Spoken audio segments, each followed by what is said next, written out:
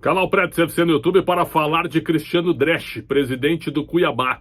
Em entrevista ao programa Mundo dos Esportes com o Fernando Fernandes na Rádio Bandeirantes, entrevista exclusiva, Dresch mais uma vez bateu forte nos clubes que devem dinheiro ao Cuiabá, dizendo que o calote é grande e que o futebol brasileiro não pode continuar dessa maneira.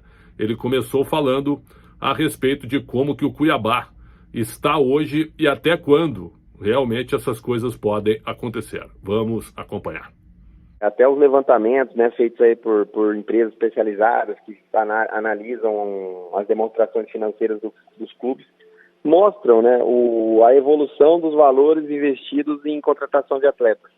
Né, eu estava vendo um levantamento esse final de semana de 2021 para 2024, 2025, né, o valor investido em contratação de atletas ele subiu de 2 bilhões por ano para quase 9 bilhões por ano, os clubes brasileiros.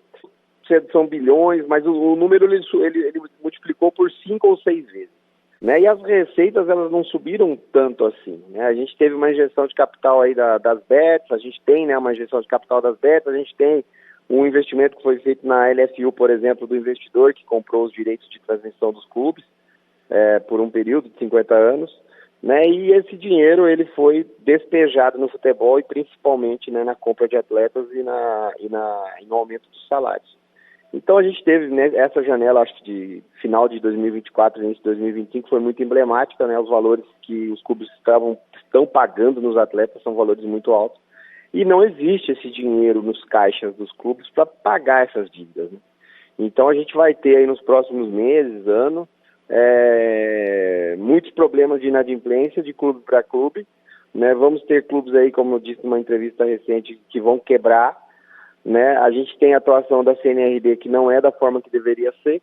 A CNRD é um órgão da CBF que foi criado para fazer compensação de crédito e cobrança entre clubes, mas que ela não funciona da forma correta. Ela escolhe os processos que andam mais rápido, os processos que andam mais lentos. Ela julga os processos como ela quer, ela escolhe se o devedor vai pagar juros ou não. E no caso do plano que o Corinthians conseguiu aprovar na CNRD, toque de caixa numa velocidade que ninguém nunca tinha visto antes, eles conseguiram aprovar um plano para pagar em 6 anos, né, parcelas trimestrais, sem correção de juros, entendeu? Somente com a correção da inflação, que no Brasil hoje gira em torno de 5% ao ano.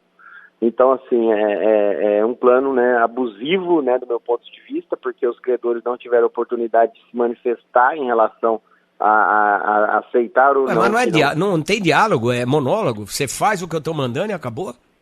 Sim, exatamente. É uma imposição baseada em... É um privilégio a quem deve, né? É um privilégio ao caloteiro, entendeu? É um privilégio ao clube que não tem organização e que usa, né, disso para se manter no mercado. O exemplo do Vasco. Né? O Vasco está em recuperação judicial, está entrando com pedido de recuperação judicial. E você sabe que quando um clube entra em recuperação judicial, ele consegue uma redução gigante do valor da dívida. Isso não é uma brecha na lei que estão usando uma ambiguidade da lei para incluir o futebol nisso? Sim. Então na própria lei da SAF, né, ela permite que quando um clube vai se tornar SAF, ele faça a recuperação judicial, ele faça o regime centralizado de execuções, ele permite também a clubes que não estão se tornando SAF, como o próprio Corinthians utilizou. Eu acho que os clubes deveriam criar uma regra e fazer isso funcionar, dizendo o seguinte: o clube que entrar em recuperação judicial automaticamente está rebaixado. Se ele estiver na Série A, ele vai para B. Se ele estiver na B, ele vai para C. Se ele estiver na C, ele vai para D. Não vai acontecer. Mas é o correto.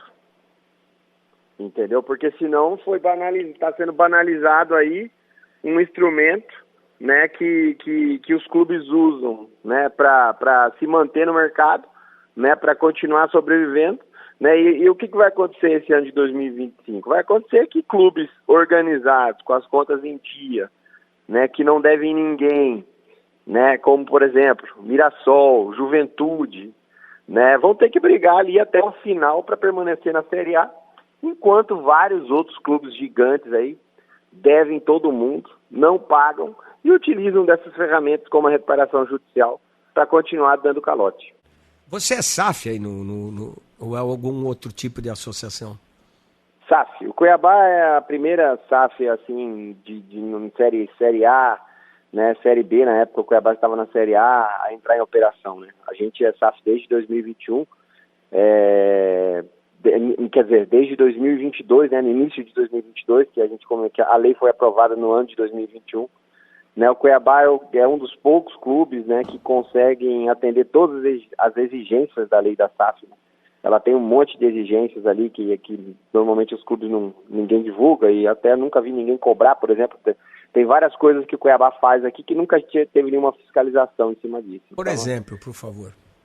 Você precisa, por exemplo, manter um projeto de desenvolvimento esportivo, educacional, né? Você, independente das suas categorias de base, né? Nós temos numa escola aqui em Cuiabá 30 meninos e 30 meninas, né? Que a gente dá todo um treinamento esportivo para eles, né? Tanto com os professores quanto com os materiais. Isso é obrigação na SAF. Obrigação. É a contrapartida para a isenção do imposto, né? Isso. Além de toda uma transparência, né, Fernando? Você tem que ter ali a divulgação mensal do que acontece no clube. Você tem que cumprir rigorosamente os prazos de publicação das demonstrações financeiras, né? Então o Cuiabá sempre foi muito rígido com isso. O Cuiabá era um clube associativo e virou SAF, é isso, Cristiano? Não. O Cuiabá sempre foi empresa. Ok. Ele só mudou, era uma empresa limitada, né? E aí ele se transformou numa sociedade anônima do futebol. Recentemente, você acionou a justiça para processar o presidente do Atlético Mineiro. Não é processar, não sei se o termo é esse, mas requerer a cobrança por causa do Daverson, mas não como Atlético Mineiro Clube. Você foi na figura do presidente lá do Menin, um banco que ele controla e tal, é isso? Esclarece isso para a gente, por favor.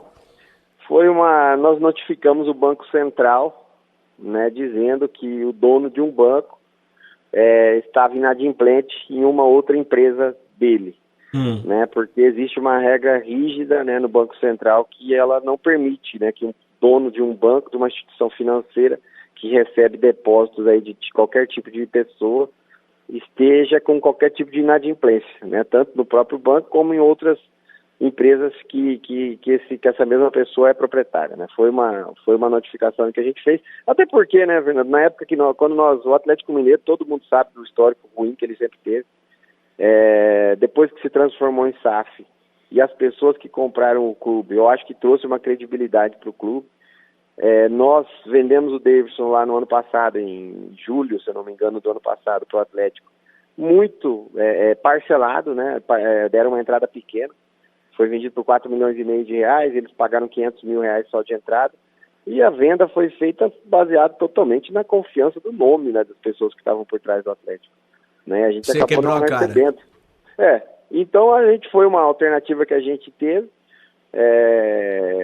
já recebemos a resposta, né, do Banco Inter, né, que foi o banco que é o banco que os donos da SAF do Atlético são os donos do Banco Inter também. Né, recebemos a resposta e estamos analisando com o nosso jurídico aqui qual vai ser nosso próximo passo.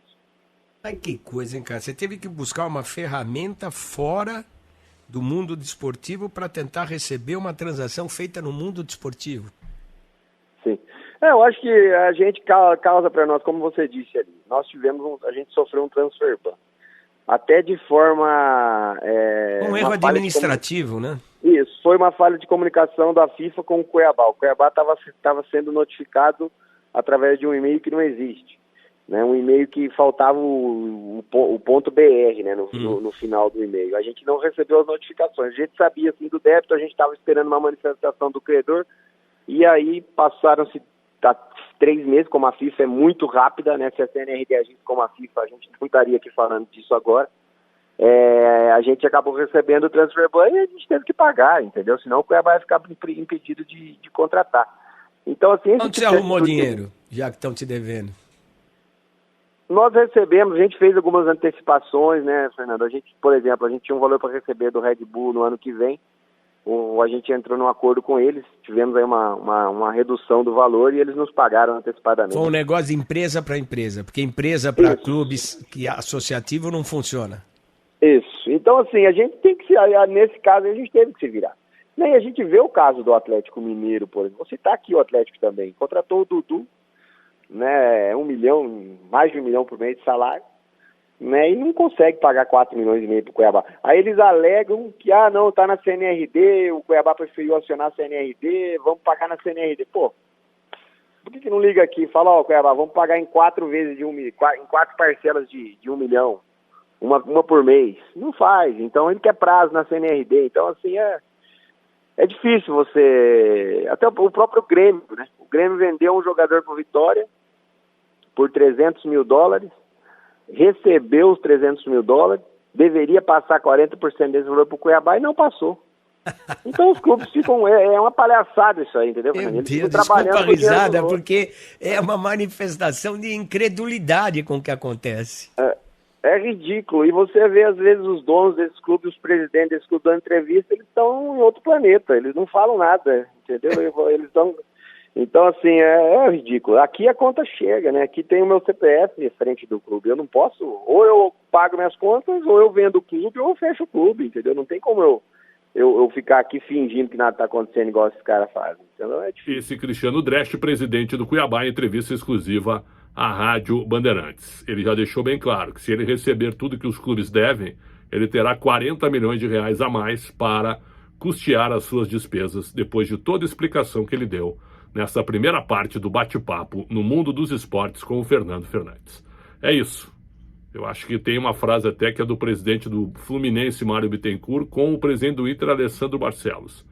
Se não pagar, não joga. Acho que essa seria a melhor coisa. Se você tiver dívidas e não pagar as suas dívidas, você não entra em campo. Essa seria uma medida muito interessante para o futebol brasileiro, para que haja uma limpeza. Porque os bons pagadores acabam sofrendo nas mãos dos maus pagadores. É isso. Canal Preto CFC no YouTube, muito obrigado pelo carinho e pela audiência. Deem like, por favor. Um grande abraço e até a próxima.